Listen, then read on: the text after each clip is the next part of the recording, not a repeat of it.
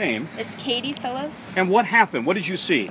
I was getting out of the car with my dogs to go to the dog park, and I heard really, really loud popping sounds, and I knew a baseball team was practicing at the baseball field, and everybody started screaming, hit the ground, and a bunch of the players ran behind a big tree, but I was in the middle of the field, so I just laid flat in the field, and the sounds were getting louder, like they were coming. He was walking across the field towards all of us. The gunman was? The gunman, and I was screaming, can someone help me? I have my dogs and I can't get behind anything, but they couldn't because nobody could do anything.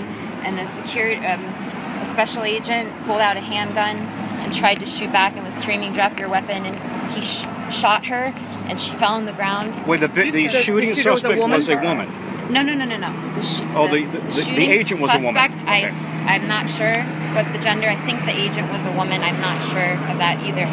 But he or she fell on the ground in front of us, and we were all just trying to lay as flat as we could. And then I belly crawled with dragging my dogs to a car, and I shoved them under the car, and I laid as close as I could under the car to hide from the person.